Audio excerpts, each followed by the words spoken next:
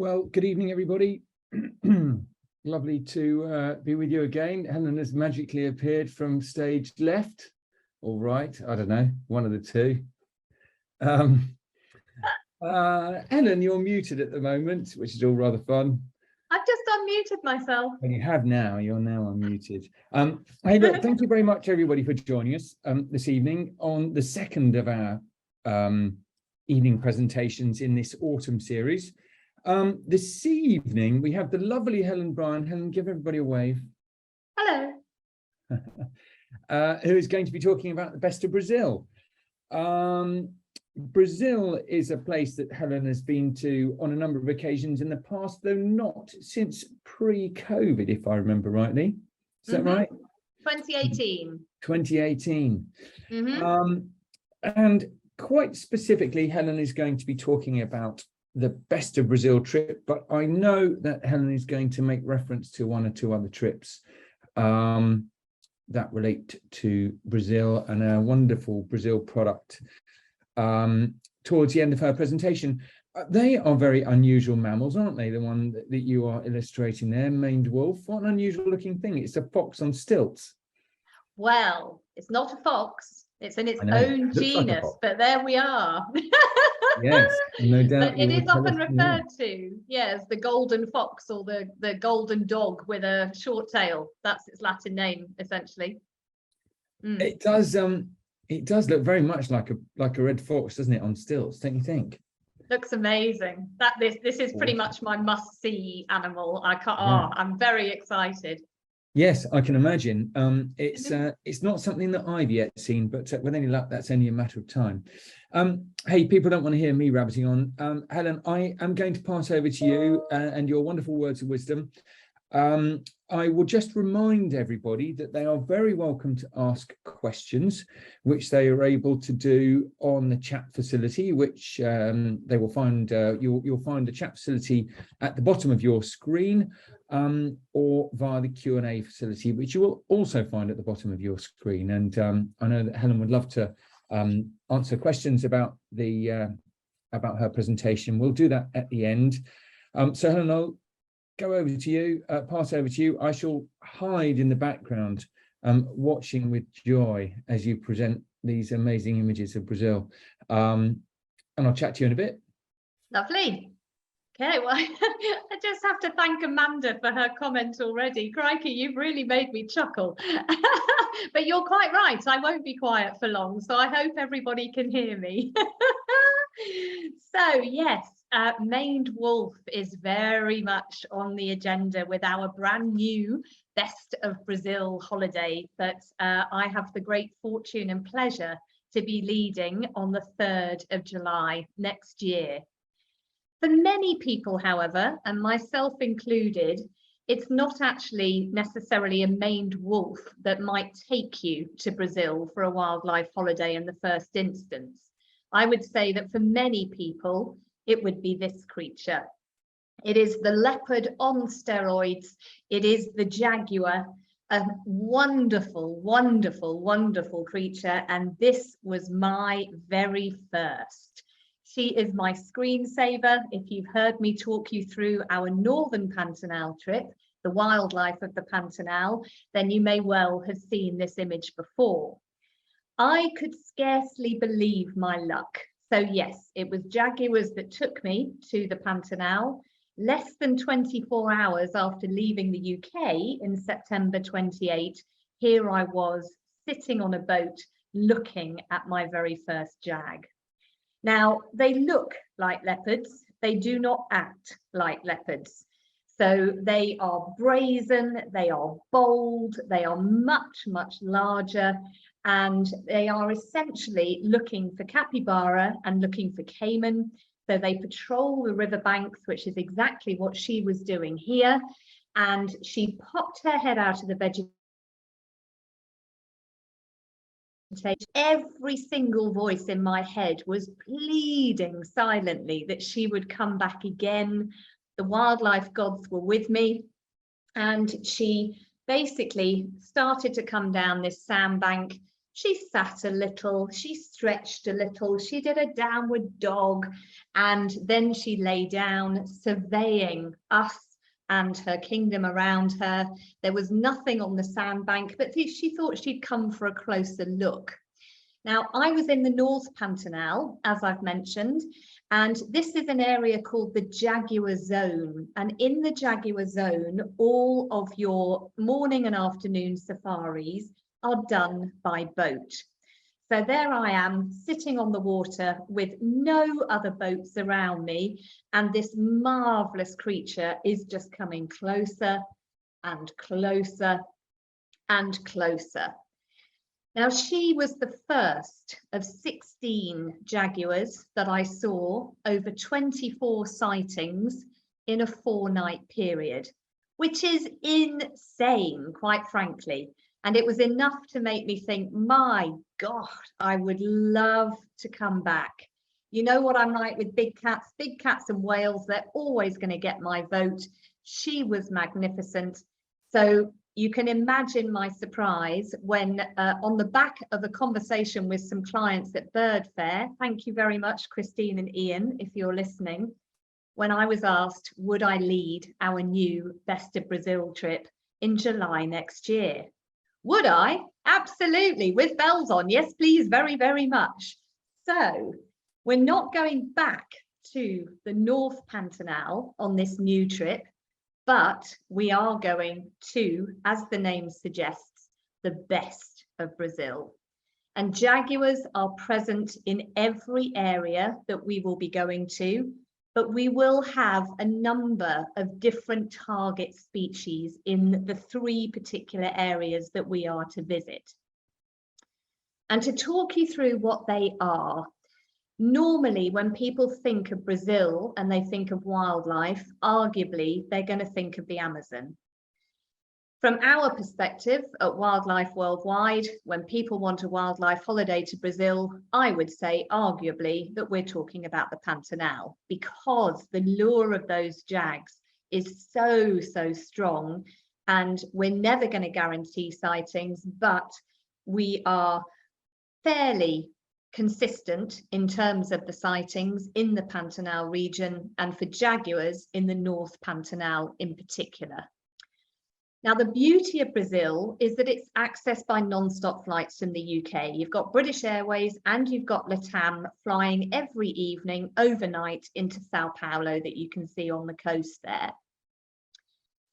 The biomes of Brazil are highlighted in the different colours here.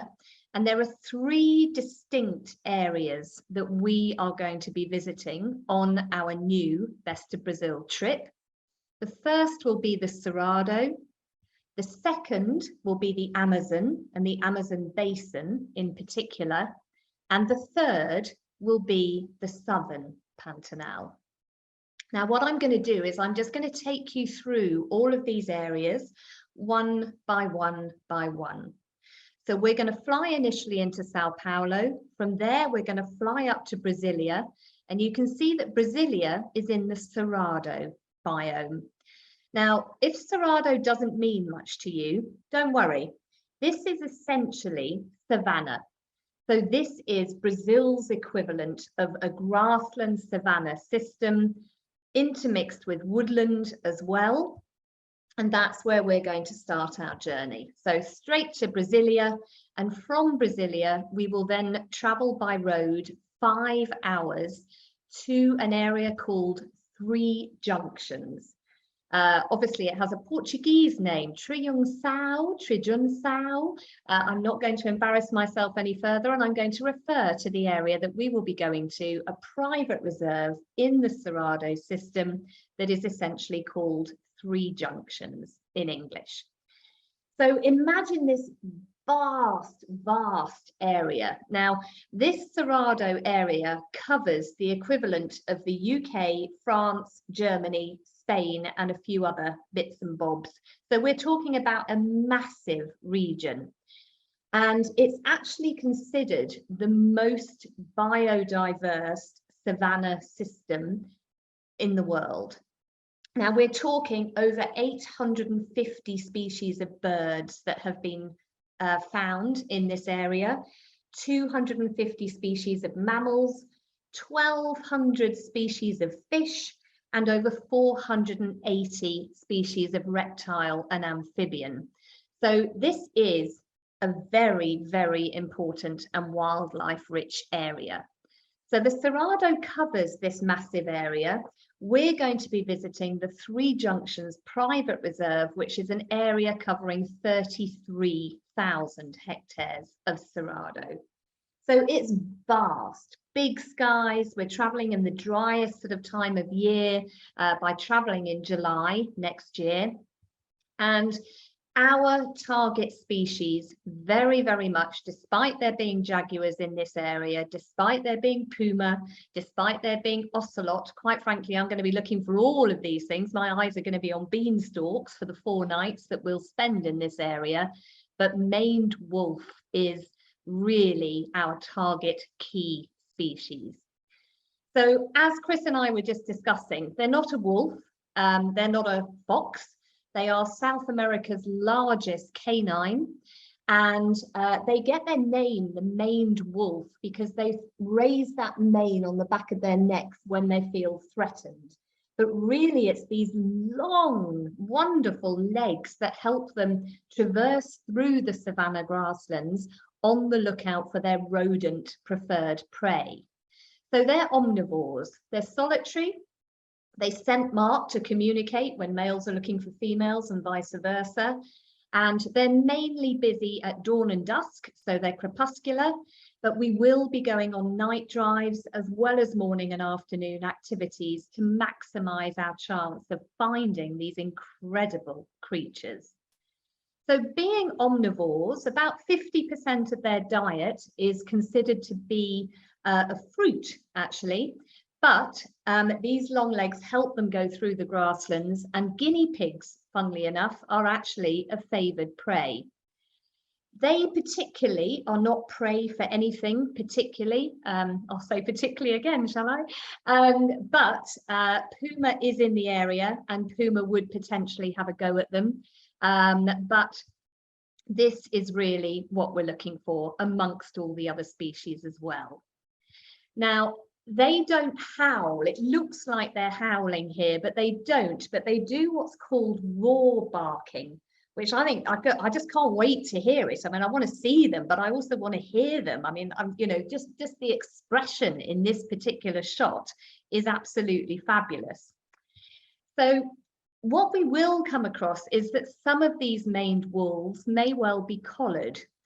So if you have come across this particular organisation before on safari, they do an awful lot of work. They're 10 years old, and they do an awful lot of research and conservation work in various points of South America, particularly dedicated to jaguar research and conservation. But they are located at Three Junctions, and they do have research projects going on the maned wolves. So we may come across maned wolves that are collared, but there are also a large number that are not. Now, this is a purpose-built lodge that we're going to be staying at, and there is an observation tower, as you can see in the bottom right-hand corner.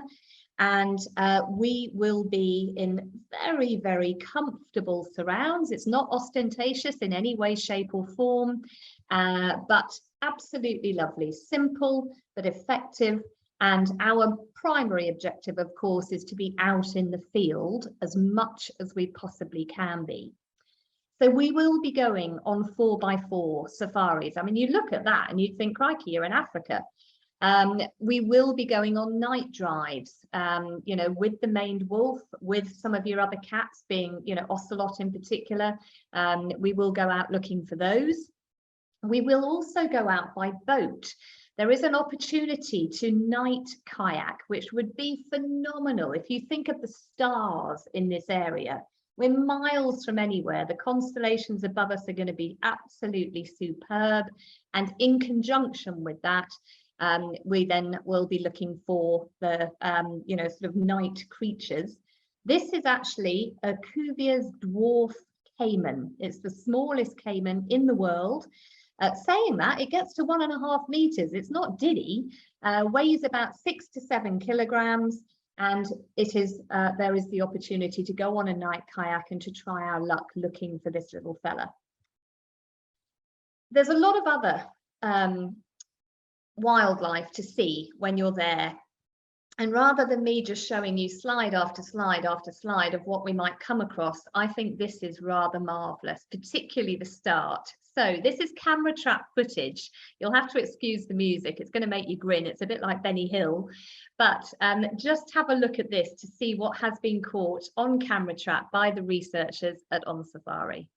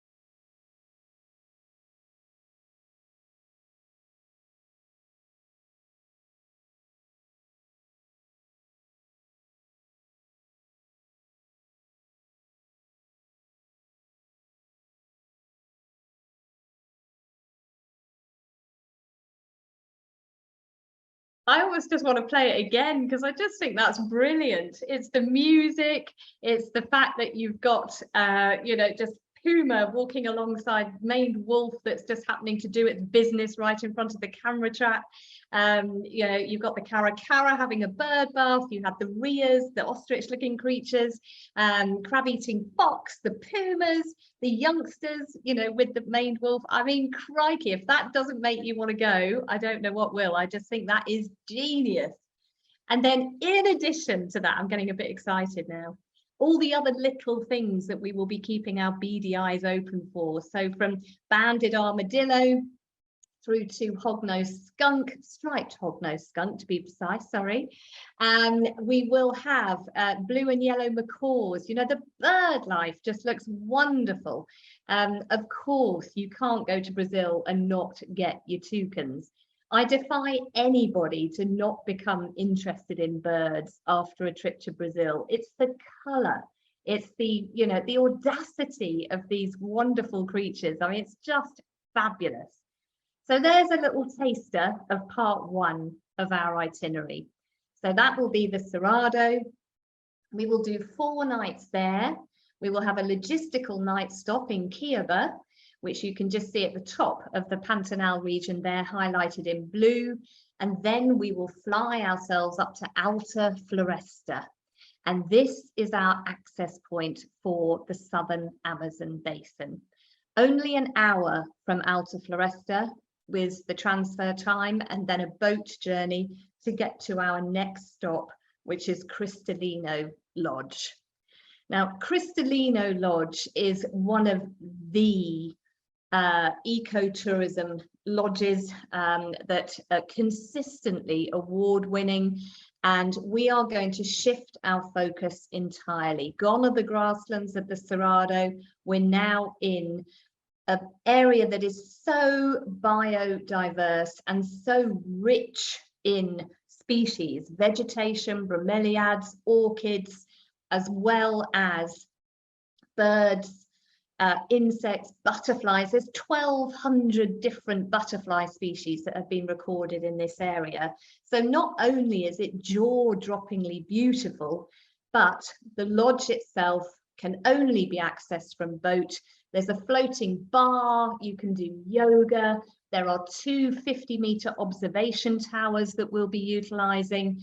And here we will be exploring the area very much by boat, on foot, and through aerial observation towers. So Cristalino is very, very well known.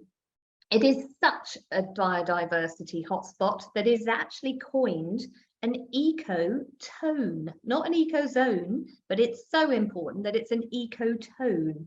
So it covers 12,000 hectares And there are 12,000 recorded plant species here. I mean, it's mind-blowing when you actually stop and think about it.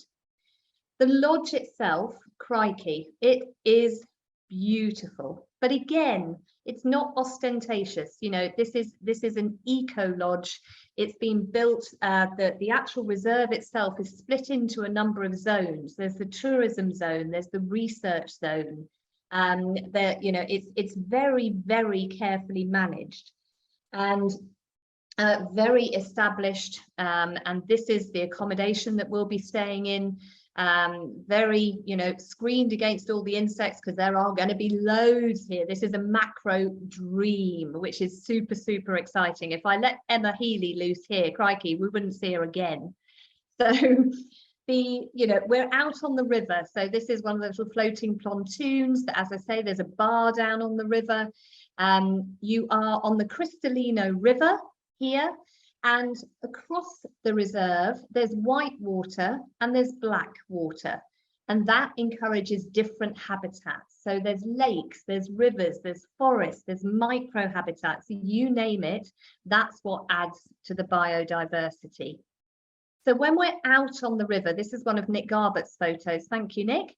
When we're out on the river, we will be looking not only for giant river otter, but also for neotropical otter.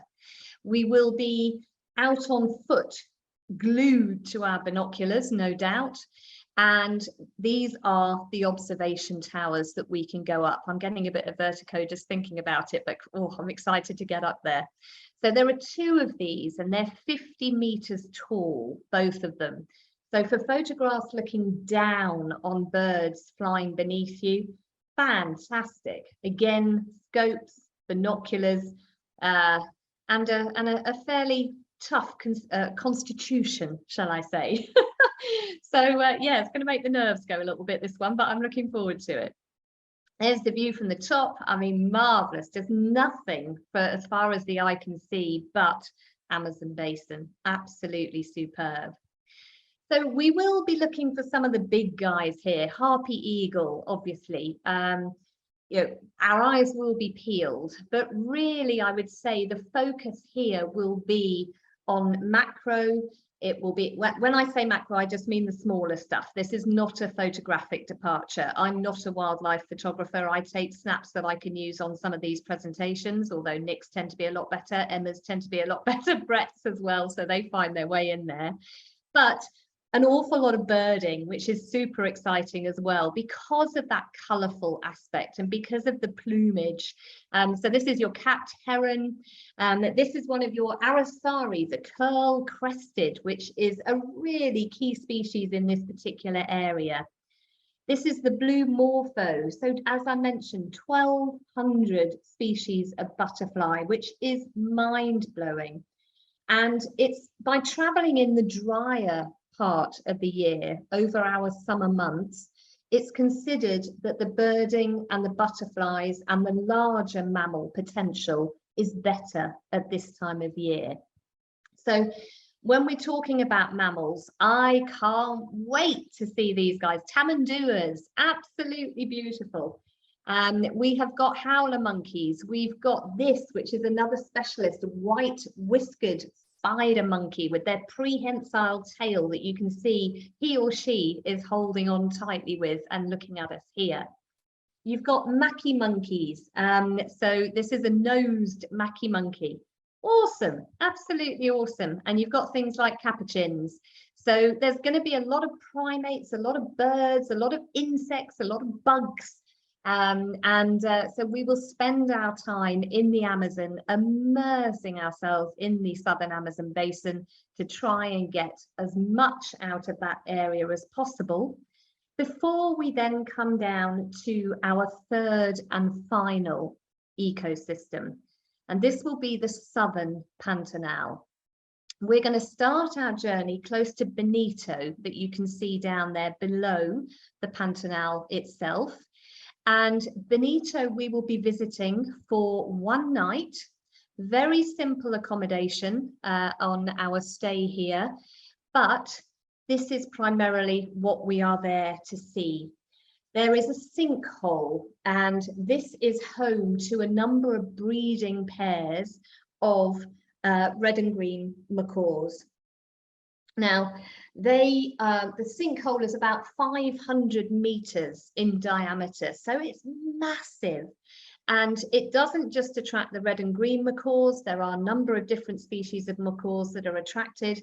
And thank you again to Nick Garbutt for these fantastic pictures. But these are the sorts of things that we will be looking for, just to spend an evening. Late afternoon is considered one of the best times to go here.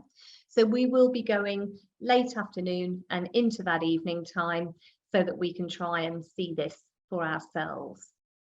We'll then be moving on to the southern Pantanal itself, into the wetlands, so slightly north of Benito.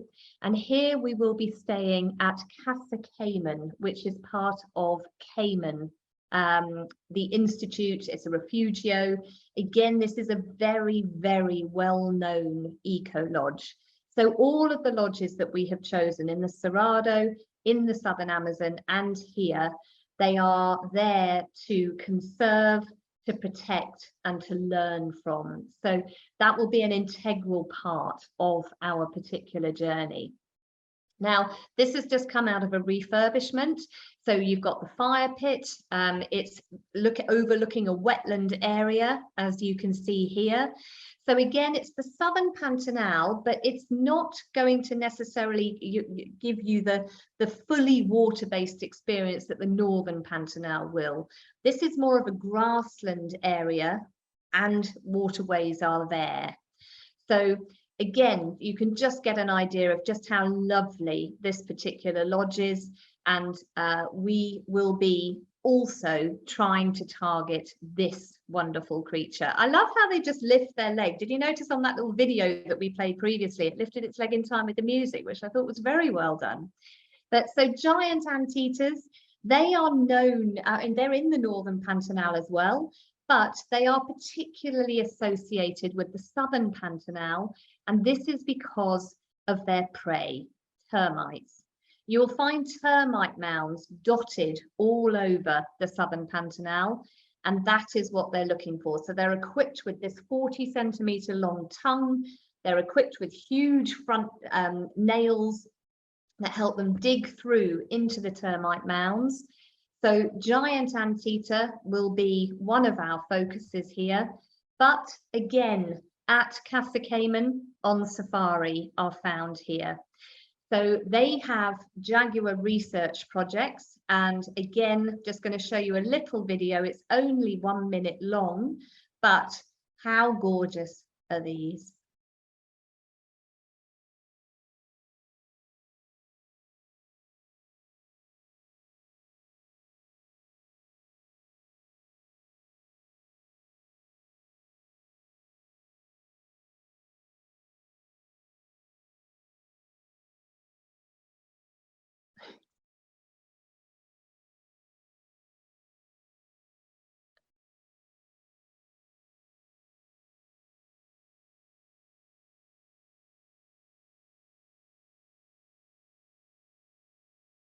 Just stunning. So on safari are working very, very hard to habituate jaguars in this particular area, and they've been doing that for a number of years now. So again, you can see that the mum there was collared, but we're just as likely to come across uncollared individuals as well. This is much more akin in this neck of the woods to an African safari. So again, we'll be going out in open vehicles. We'll be going out on night safaris where we will use spotlights to try and come across these creatures, as well as other predators at night. There are Canadian canoe outings that we can do here. We can go out on foot as well, but much more of a sort of African experience. So ocelot we'll be looking for on our night safaris. This is one of Emma Healy's pictures, not jealous at all. There will be crab-eating fox that we will be looking for. There's also another research project on site at Casa Cayman, and that is to research and to protect hyacinth macaw. So again, there are nesting pairs all around the lodge, and we will be looking for these guys as a key species during our stay.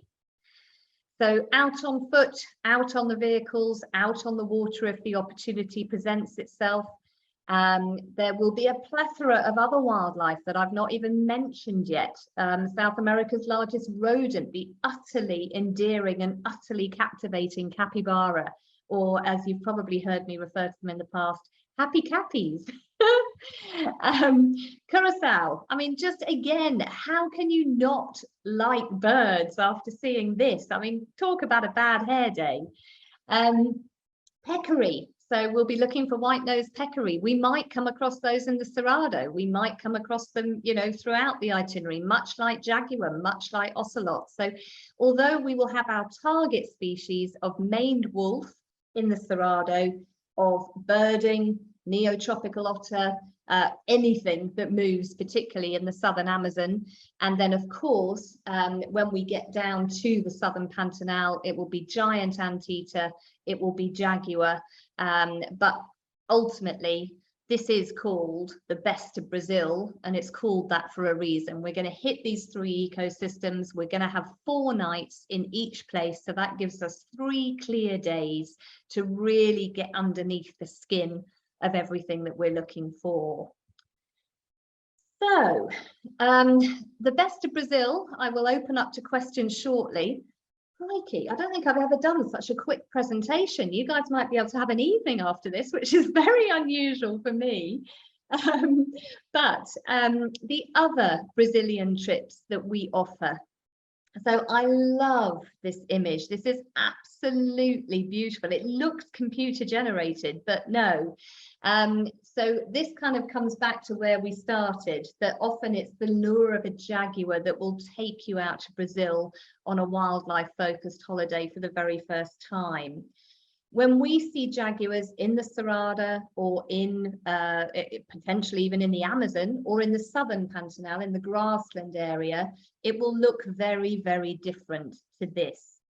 So in the North Pantanal, that's where you get the jags and you're watching from water. So they're all boat-based trips.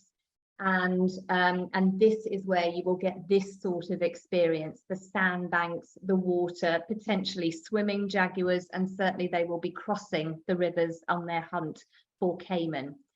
So probably our most popular northern Pantanal trip is a 13-night trip, wildlife of the Pantanal. Thoroughly recommend it.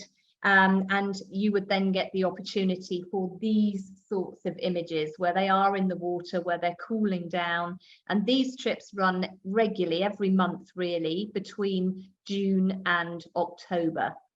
Much like with Africa, the later into that dry season you go, the hotter it gets and the drier, therefore the jaguars are in the water cooling down, their prey is in the water cooling down. So June to November, we have very, very frequent departures to the northern Pantanal with our wildlife of the Pantanal small group trip. We've also currently got Emma Healy out in Brazil, and she's leading our Big 5 photo safari. That goes initially to the North Pantanal, and then they actually travel by boat all the way through the Pantanal into the southern Pantanal. And they go to the sinkhole for the macaws, they go to Bonito, and that is a dedicated photographic departure. So Em obviously is a particularly good wildlife photographer, so she is leading her second one of those trips this year, and we have 2 more in the pipeline for September, October next year. But if the best of Brazil has grabbed you, and I very much hope it has, because this is a fantastic itinerary, one that I am exceedingly grateful to have been asked to lead. Thank you, Mr. Bryon, and thank you, Mr. Free. And I can't wait to get there. So just a reminder that this is going in July next year. So it's the 3rd to the 21st of July. We've got 3 spaces left available on it, and it's a maximum group size of 8. So it's a very nice small group, but we are looking to put together a departure for 2024. So on that note, that's the best of Brazil and a quick synopsis of our other popular group trips. So any questions? Helen, thank you very, very much indeed. I am just going to apologise to everybody for the fact that no sound came through on your video. And one or two people commented on that. I'm not quite sure why the sound didn't come through, but I have to admit I didn't know there was sound on the video. Anyway, it doesn't matter. It was quite fun. Do I have to do it again? It was quite fun watching you bobbing up and down to the sound which you could obviously hear, but nobody else could. It was literally Benny Hill. If you just start singing in your head, that's it. Try and get rid of that now. Let me let's just have a think about that. I'm going to do a poll in a moment, so pose a question to people, but let's just have a think about that lovely presentation that you just given, and the fact that of course it goes into the Brazilian savannah, the Cerrado, and into the Amazon, and then down to the southern Pantanal. It sounds utterly wonderful. Probably worth just mentioning at this point that we can also tailor-make itineraries to Brazil, and regularly do. So it's not just about group tours, of course. So first things first, 8 people on the trip. How many in those places where you're using vehicles to go on safari, so to speak? How many people in a vehicle? Will you all be in the same one, do you think? Or do you know, that is a very good question, and I don't actually know the answer. I shall have to have a word with our product team and find out. I know that in between, as in for the transfers that we will be using, we'll be using equivalent of an air-conditioned minibus. But I have to confess, when we're actually at the reserves, I will need to come back to you on that. So whoever asked that, drop me an email tomorrow, helenb@wildlifeworldwide.com, and I will let you know. Great stuff. Thank you very much for that. Okay, so that's question 1, which is a very good question to have asked. So thank you very much to those of you that have asked that question. Or rather to the single person that asked that question. Night kayaking, that sounds amazing. I've done quite a bit of kayaking myself in the past, and I love it. I've never kayaked at night though. No, me neither. I'm guessing that will be open to everybody that's on the trip. Not something that you're going to need massive amounts of experience for. I'm sure we will take care of people and look after them. But again, I thought I would just kind of throw that into the mix. Yeah, no, again, as far as I'm aware, it's not you know, we're not going great distances. Yeah, it's just if it's something that people are interested in, we can look to arrange it when we're at the lodge, the Posada. Yeah, and I think really the object of the exercise there is the dwarf came to give people a slightly different experience than one that they would have had elsewhere. Absolutely. Elsewhere in the world and elsewhere on that trip, of course. Yeah. So I think that's kind of interesting. Is there a particular focus of mammals for the trip, or is the idea on this trip to cover off as much as, you know, to sort of enjoy and experience as much as is humanly possible, as much as comes your way? Exactly. Yeah, it's just to visit 3 different, you know, sort of hotspots so that we can get the best of the country. Yeah, absolutely. Great stuff. So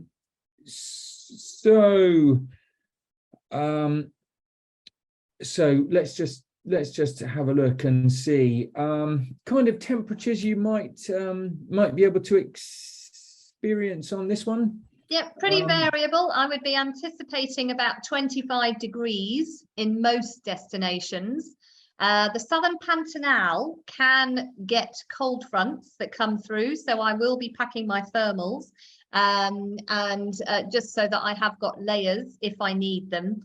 But usually anywhere from sort of 25 to high 20s is what I would be expecting, perhaps a little cooler at night, particularly in the Cerrado. Yeah, okay. Okay, that sounds good. And again, the sort of thing that I think we would have expected. Humidity, do you think you're going to, I mean, you're going to get humidity in the Amazon, of course, and sometimes that can be, that can make things a bit harder for people, can't it? You can have a lower temperature and a higher humidity, and it can make you feel a bit, quite tired. Drink lots and lots and lots and lots of water. That's the key to everything. That is the key to life. Yeah, but Amazon, yes, it may well be humid there. But with the Pantanal, I'm not expecting it to be particularly humid there. It would be the cold fronts that I would be more concerned about there. But I mean, again, as long as you pack lots of layers, then you're suitably equipped for all. Yeah, sure. And Peter has asked how many caiman species might be seen. I have to say, I don't know the answer to that. Oh, Yakari caiman will be primarily in the Pantanal, and then the Cuvier's dwarf caiman. I would probably go with that. So things like spectacled and black often are a little bit further north. You might see more in the Amazon, but again, I'd have to come back to you on that. I'd need to do some research. Okay, Peter will come back to you on that one directly. If we can get Peter's surname, please, so that I can, and contact details, then I can go back to him tomorrow. You'll see it on chat. Cool. Okay, Helen, that is excellent.